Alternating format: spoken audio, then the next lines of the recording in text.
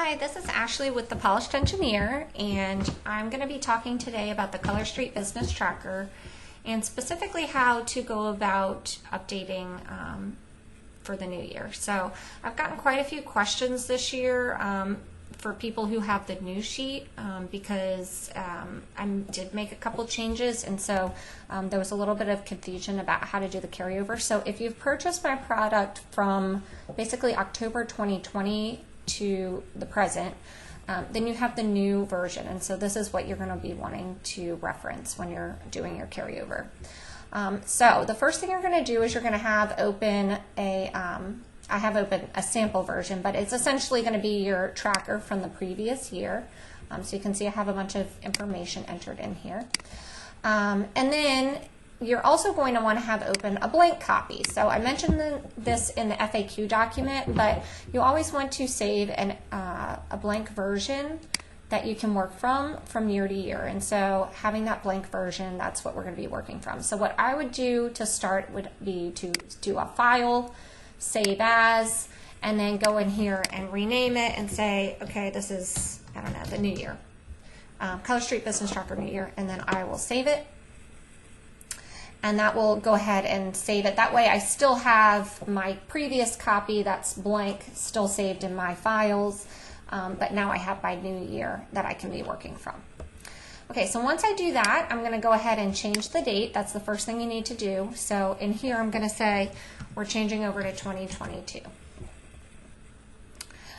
And then the next thing we're going to do is we're going to update the product list, because most likely as you've been working throughout the year in your current tracker, you've been updating the products in there, but you haven't been going into your blank tracker and doing it as well. So we need to make sure that our product list is up to date. So we'll go into our current tracker and we'll go to the product list tab. And what I like to do is I just highlight over here, I click on this cell A and drag across.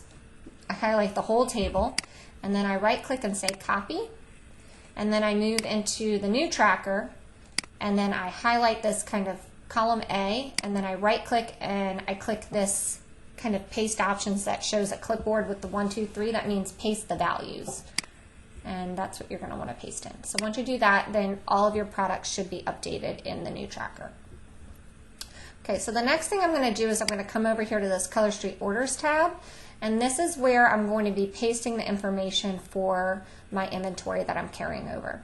So this is the one big difference that you're going to see, is that if you have an older tracker, instead of seeing product number here, instead of seeing product name here, you'll see product number.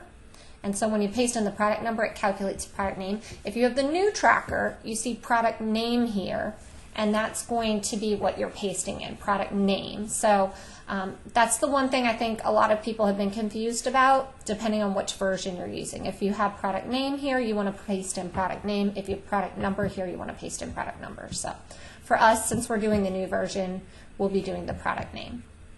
Okay, so we're going to go over to the old tracker, and you're going to come over here to the quantities tab. And what I like to do, just to make sure that I have all the information refreshed and up to date, I click on this quantity available column, and I click this data tab, and then I like to actually just click on this filter button and take the whole filter off. And then I basically click it again, and that puts the filters back on so that I'm grabbing the most up-to-date data. And then you're going to come in here and unselect the blanks. And so for this example, I only have one in here. Let's go ahead and I'm going to clear out a couple of the things in our sales. That way you'll see more stuff populate in the quantities. So I'm going to come in here and I'll refresh my filter, make sure it shows 1, 2, it shows all the data except for blanks. Okay, and so now I have more data that I can paste in to show y'all. You might have a really long list, and if you have a really long list, you just want to copy all of it.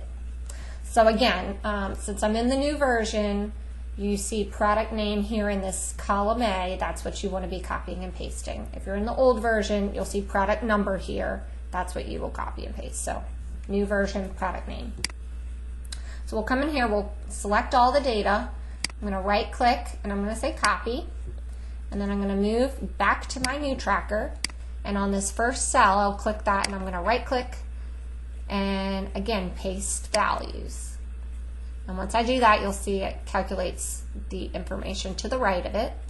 So we'll go back to our old tracker, and we're going to highlight the data in the cost of goods and the quantity available columns. Right click, say copy, and then we'll come over to our new tracker, and under the actual price paid, right click and do paste values.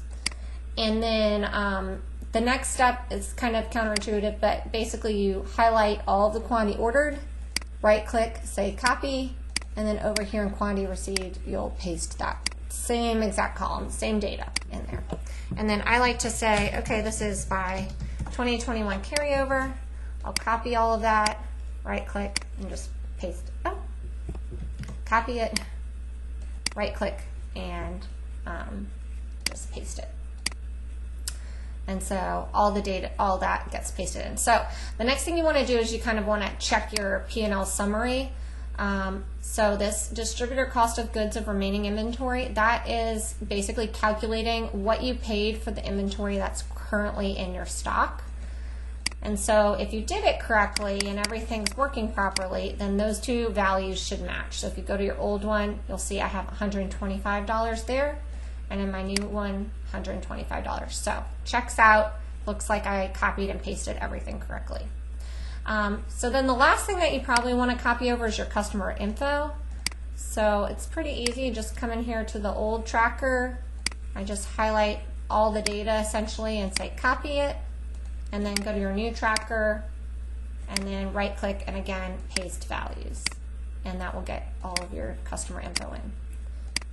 And you can always come to your quantities tab and kind of filter that one the same way you filtered the other one, and you can kind of go back and forth between the two and just make sure they look the same. But since your distributor cost of goods of remaining inventory was the same, then everything should check out. And that's pretty much it. It should be pretty simple, but if you have any questions, of course, always feel free to reach out to me at my Etsy store, which is The Polished Engineer. Thank you.